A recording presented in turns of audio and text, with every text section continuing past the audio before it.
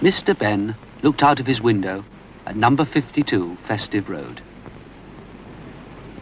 It was a very ordinary street. Not a lot was happening.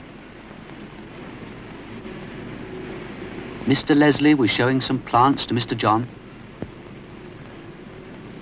Ladies were talking.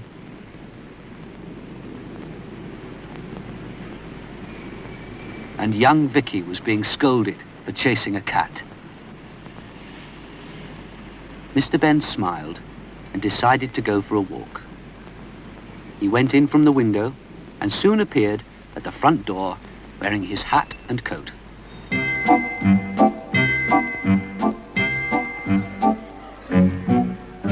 At first, Mr. Benn walked in the park at the end of the road. He sat for a while and watched the birds in the trees. And dogs who seemed to be taking their owners for walks.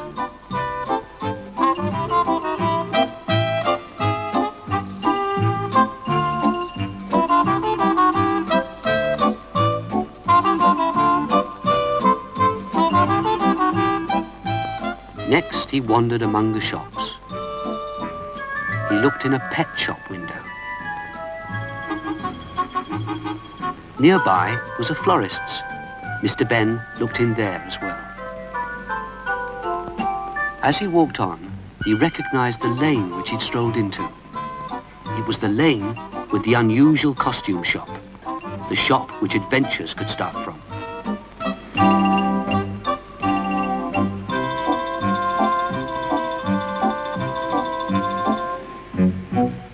He stood outside for a moment and then went in.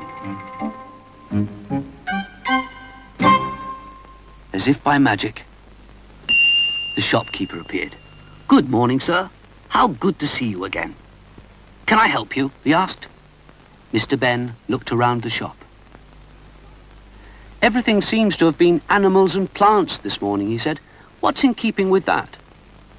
"How about this, sir?" asked the shopkeeper, and stepped over to a khaki-coloured outfit. "A hunter?" asked Mr. Benn. "Not a bad idea. May I see if it fits?" He looked to the door of the fitting room and wondered if another adventure would start from there. Mr. Benn took the outfit and went into the fitting room.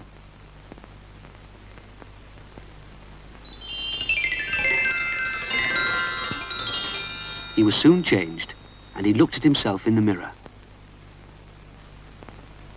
After Mr. Benn had admired himself in his new clothes, he looked for the door. Not the one that he'd come through, but the other door which might lead to an adventure. Without waiting, Mr. Benn walked through.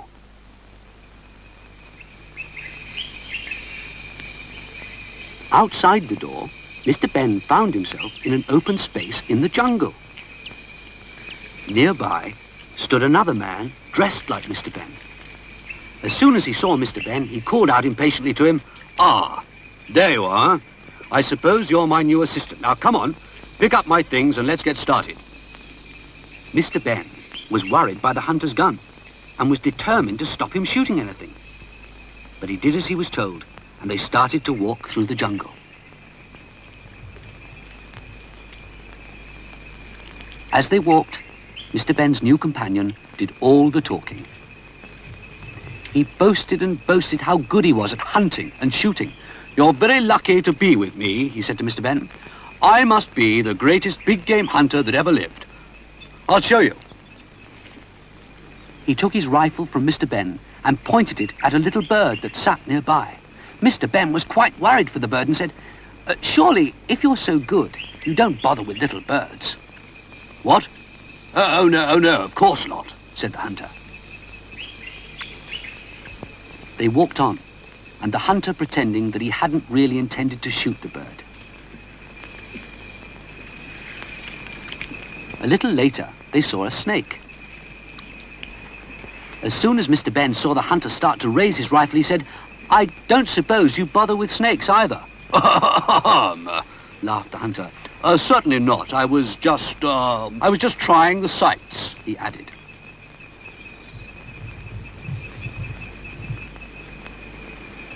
They walked on and came to a hill with a deer standing on it. "Now there is something to shoot," said the hunter. No, said Mr. Benn. "We'll find something larger in a minute." And he hurried the hunter away.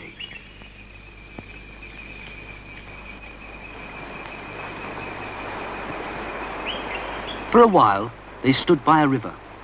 Mr. Benn was glad that the hunter was content to watch the fish without wanting to shoot them.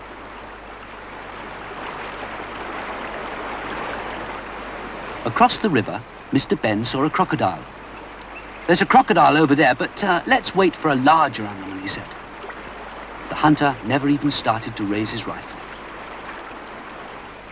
Next, it was a lion standing quietly outside its cave. "Not large enough," said Mr. Benn, and they left the lion in peace.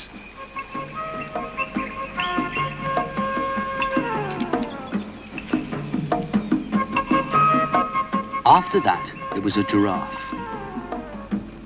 "Tall," said Mr. Benn, "but not really fat enough for the greatest big game hunter."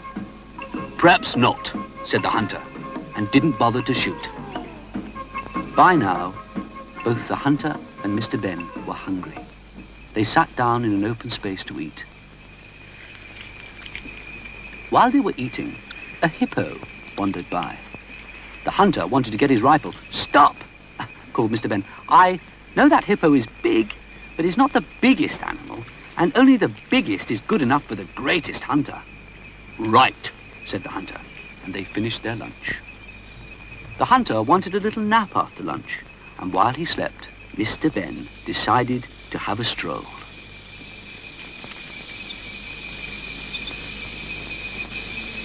He wanted to think. So far, he'd saved the animals, but how would it all end? As he walked, he felt the ground shake under his feet. The further he walked, the more it shook. In the end, it shook so much that Mr. Benn fell over.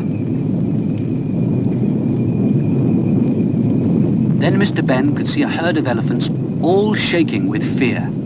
Mr. Benn managed to calm them enough to be able to stand up again. "You've saved the other animals, but we're the largest. We're certain to be shot," said one of the elephants. "I've been thinking," said Mr. Benn.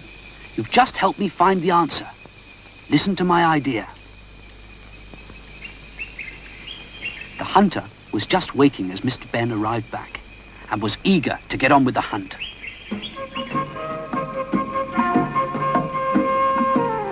Mr. Benn led the way, and they marched deeper and deeper into the jungle. Mr. Benn pretending all the time to search for animals as he went.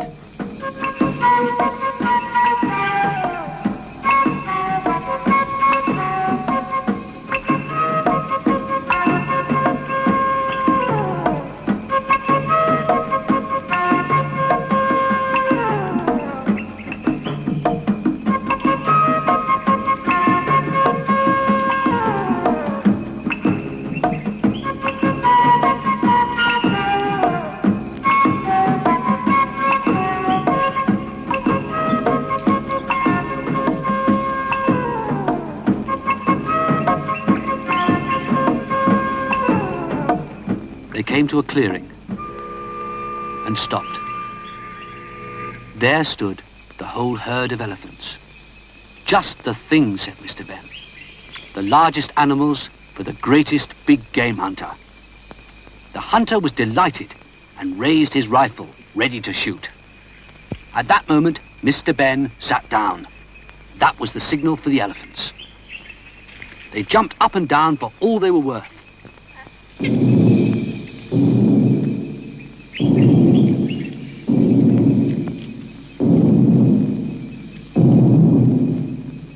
ground shook and shook and shook.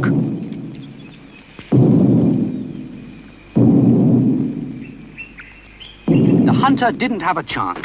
Every shot he fired went into the ground or into the air. Eventually, all his shots were fired, and the elephants, untouched, walked quietly away. Mr. Benn pretended to be disgusted. Call yourself a great hunter? If you can't hit a huge elephant, you can't hit anything. You're not safe with a rifle.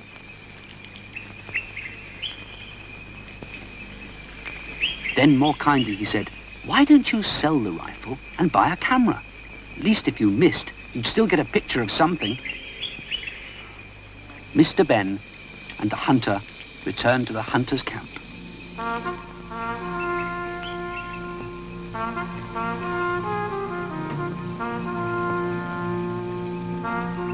There, believe it or not, was a man selling cameras. Mr. Benn smiled. He thought he recognized the salesman.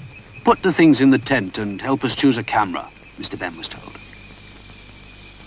Mr. Benn stepped into the tent, and as he did so, he found he'd stepped back into the changing room of the shop.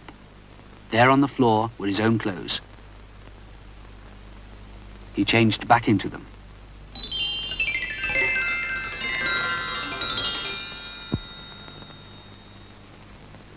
Mr. Benn went back into the shop and returned the hunter's outfit. I never did help choose a camera, he said. No, but judging by this, he chose well, sir, said the shopkeeper. And he gave Mr. Benn a photograph. May I keep it? Asked Mr. Benn.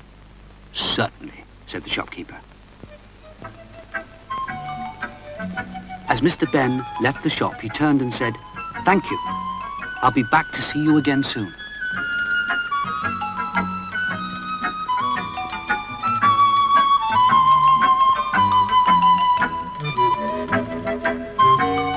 Mr. Benn had enjoyed his adventure, but he was happy to be back in Festive Road.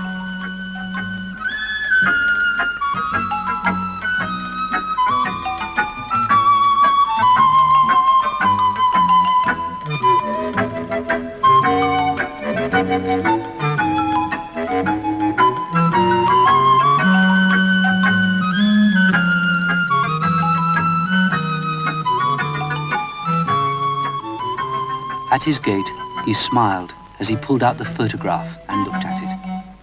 I'll always keep it, he thought, just to help me remember.